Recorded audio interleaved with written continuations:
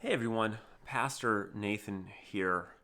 Glad to have you with us as we're continuing to pray through the Psalms together, and today we're in Psalm 140.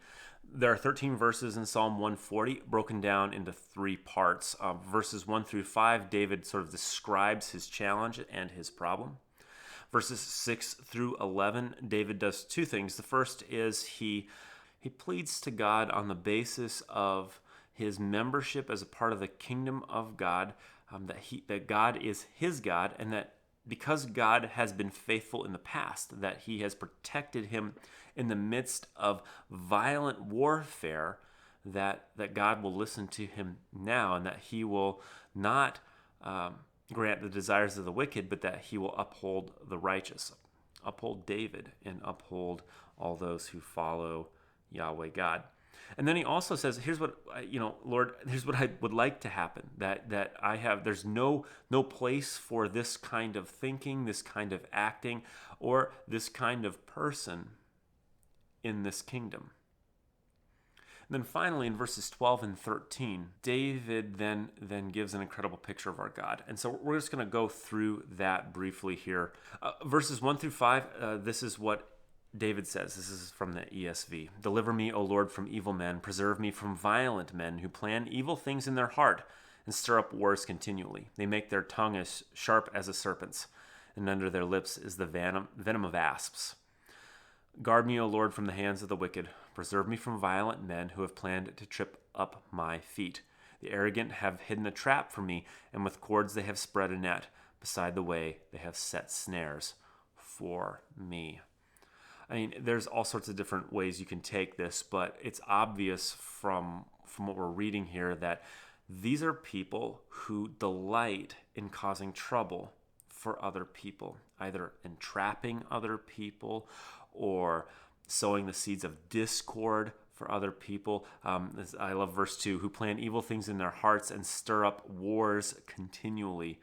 And they're not doing this for anything other than they can. These are individuals whose life is bent on making other people's lives miserable. And I think about ways we could pray this for or against other folks. We're praying for people that they would not become entrapped in these ways, like David's saying in verse 4 and 5, says, "Guard me, O Lord, from the hands of the wicked who planned to trip me up, who have set up snares." We're praying perhaps against people, against institutions, against folks who have made their life a life of making other people's lives miserable, entrapping and ensnaring other folks. I'm sure you can think of different organizations, different industries that have done this. And we're saying, Lord, guard us from that, but then we're praying on behalf of others and guard others from these things too.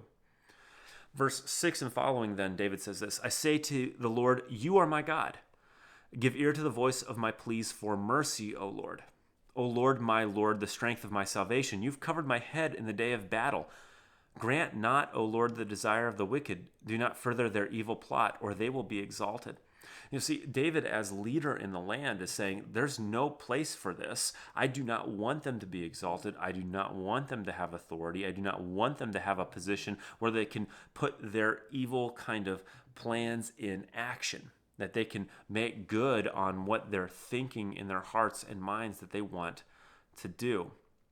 And he says this on the basis of the fact that God is his God, and that the same God who has protected his head in the day of battle has the authority and the power to do what he requests now. And that's an incredible place to pray from, that we're praying to our God, at least post the cross. We're saying, God, you've made us your people. God, you sent your son Jesus to die for me. Do not let the wicked have their way, or the evil one have his way, those who are doing these things that David is talking about in verses 1 through 5. And then David says, here's what I would like to have happen. As for the head of those who surround me, these ones who are continually plotting evil, let the mischief of their lips overwhelm them. Let burning coals fall upon them. Let them be cast into fire, into miry pits, no more to rise. There's no place, David is saying in verses 9 through 10, there's no place for this kind of behavior, this kind of action, this kind of work among God's people. Among people, period. Verse 11, let not the slanderer be established in the land, and let evil hunt down the violent man speedily. For those who are bent on doing violence, bent on entrapping, bent on ensnaring, for no good purpose, but towards evil intent. David says, do not let that be established in the land. Let this be, I guess the word that I'm looking for is excised quickly. What a prayer that the Lord would do this, even among us today. Verses 12 and 13.